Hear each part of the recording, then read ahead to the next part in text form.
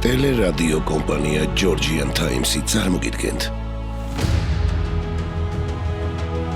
საქართველოს ისტორიის გაკვეთილები.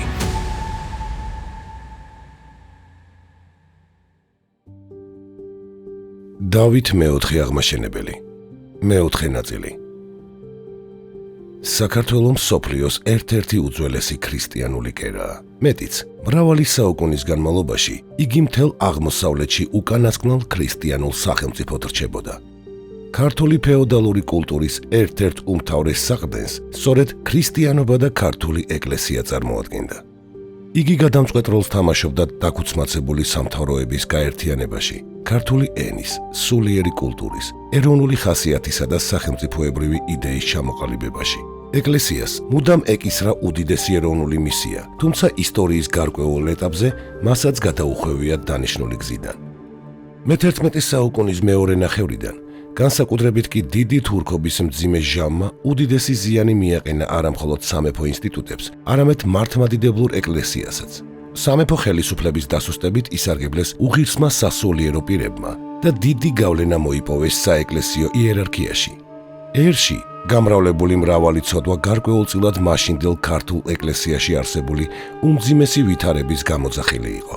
მაღალ საეკლესიო თანამდებობაზე ხშირად მხოლოდ დიდგვაროვნები ინიშნებოდნენ, ვინაიდან ღირსებას, საეკლესიო განათლებას და მორალურ სიმტკიცეს ყურადღება არ ექცეოდა. მაღალ საეკლესიო კათედრებზე ხშირად არაკეთილსინდისიერი და შემთხვევითი პირები ხვდებოდნენ.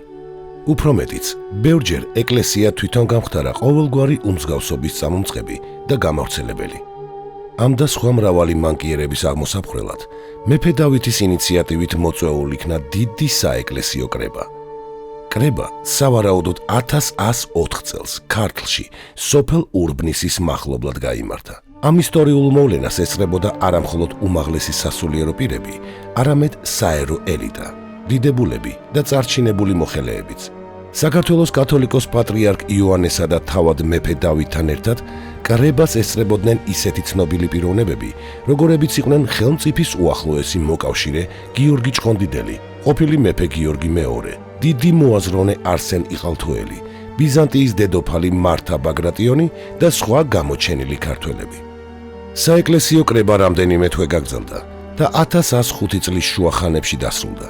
სამეფო ხელისუფლებამ მკაცრად დაუპირისპირდა ეკლესიის მაშინდელ მესვეურებს. დაძაბული წინააღმდეგობის შემდეგ დავითის მომხრეებმა გაიმარჯვეს და უღირსი პირების საბოლოოდ განკვეთეს ეკლესიიდან. ამ გადაწყვეტილებით მნიშვნელოვნად შეიზღუდა ეკლესიის ავტონომია და იგი სამეფო ხელისუფლების ზედამხედველობას დაექვემდებარა. ამასთან ერთად კრებამ მიიღო უმნიშვნელოვანესი საკანონმდებლო დადგენილებები. მაგალითად, მკაცრად აიგრძალა მართლმადიდებლის შეუღლება მწვალებელთან ან წარმართთან, ასევე აკრძალულ იქნა მონასტრებში სავაჭრო შეკრების მოწყობა და საერთოდაც ყოველგვარი ქალაქური თუ სოფლური წესის შემოღება. დადგინდა ქორწინების მინიმალური ასაკი, ისევე როგორც ეპისკოპოსად, მღვდლად და დიაკვნად კურთხევის ასაკობრივი ზღვარი. რუის-ურბნისის საეკლესიო კრებაზე მიღებული დადგენილებები სვეტიცხოველსა და რუისის ეკლესიის სვეტებზე ამოიტვიფრა, რათა მრევლი გასცნობოდა მათ. სხვათა შორის, აქედან მომდინარეობს სახელწოდება ძეგლის წერა. სახელმწიფოს საქმეების სამართავად დავითს ჰყავდა უმაღლესი მოხელეების ფართო წრე. ამირ სპასალარი, სახურთ უხუცესი, მანდატურთ უხუცესი, მეჭურჭლეთ უხუცესი, წიგნობართ უხუცესი, მეჯინიბეთ უხუცესი, მდივანი და სხვა. საეკლესიო კრების შემდეგ მეფემ შექმნა ახალი თანამდებობა, გაერთიანა მწიგნობართ უხუცესისა და ჭყონდიდელის ინსტიტუტები. ეს უმაღლესი მოვალეობა დავითმა თავის ერთგულ თანამებრძოლსა და აღმზრდელს, გიორგი ჭყონდიდელს მიანდო. შედეგად ის სახელმწიფოში მეფის შემდეგ მეორე პირად იქცა. მის ხელში გადავიდა როგორც საერო, ისე სასულიერო ხელისუფლების მმართველობა.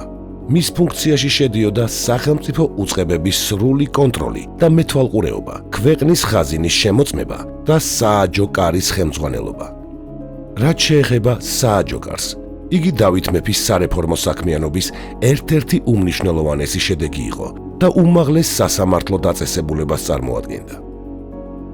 დავითმა შექმნა მოსამართლეთა კოლეგიური ორგანო, რომლის საქმეში თავადაც არ ერეოდა. სააჯო კარს დაექვემდებარა ქვეყნის ყველა სხვა სასამართლო დაწესებულება, რის შედეგადაც მართლმსაჯულება ცენტრალიზებული გახდა და ადგილობრივი ფეოდალების გავლენისაგან გათავისუფლდა.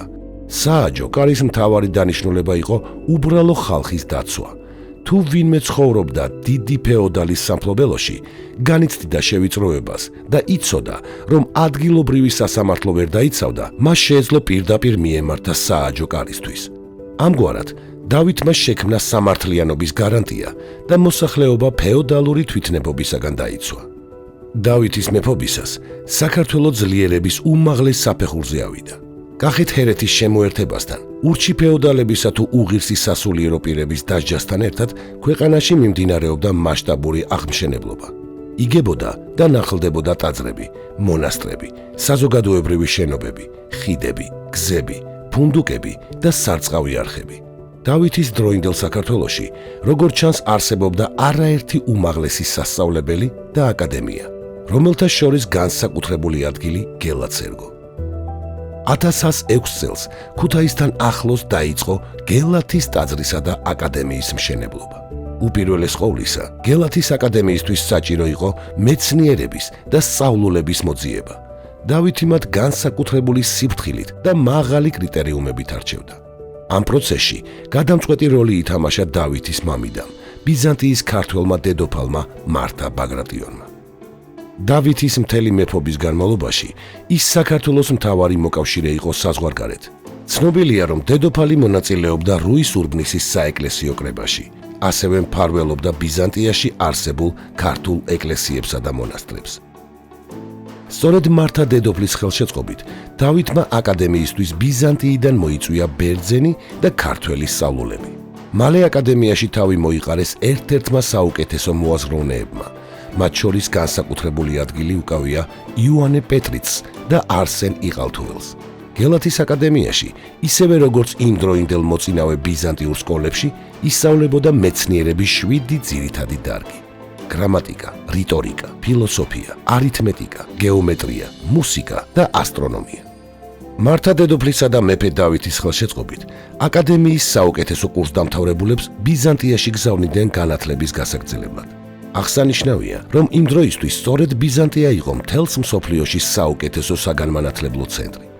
გელათის აკადემიამ გადამწყვეტი წვლილი შეიტანა საქართველოს ინტელექტუალურ და სულიერ აღორძინებაში. ეს სამეცნიერო საგანმანათლებლო კერა მალევე იქცა მეცნიერების, ფილოსოფოსებისა და მოაზროვნეების ცენტრად, რაც განსაზღვრავდა ქვეყნის კულტურულ პოლიტიკას მომავალი ასწლეულების განმავლობაში. ამ უმნიშვნელოვანესი როლის გამო უსაფუძვლო არ არის მემატიანის შეფასება, რომელმაც გელათს მეორე იერუსალიმი და ახალი ათენი უწოდა. ამრიგად, მეფე დავით მეოთხემ 20 წელზე ნაკლებ დროში მოახდინა სახელმწიფოს ძირეული გარდაქმნა. საქართველო არამხოლოდ სამხედრო თვალსაზრისით განმტკიცდა, არამედ სულიერ კულტურულ აღორძინებასაც მიაღწია. რუის ურბნისის კრებით ეკლესიამ დაიბრუნა მორალური ავტორიტეტი. სააჯო კარის შექმნით ჩამოყალიბდა სამართლიანი მართლმსაჯულების სისტემა, ხოლო გელათის აკადემიამ საფუძველი ჩაუყარა ეროვნული განათლებისა და მეცნიერების ახალ ეპოქას. დავითის მიერ შექმნილი ძლიერი სახელმწიფო აპარატი, გაერთიანებული ქართული ეკლესია, სამართლიანი სასამართლო სისტემა და ინტელექტუალური ელიტა იყო მტკიცე წინაპირობა მომდევნო ისტორიული ნაბიჯებისთვის. სწორედ აქედან იწყება საქართველოს საბოლოო გაერთიანების ეტაპი და თურქ-სელჩუკთა ძალებთან აქტიური ბრძოლის პერიოდი.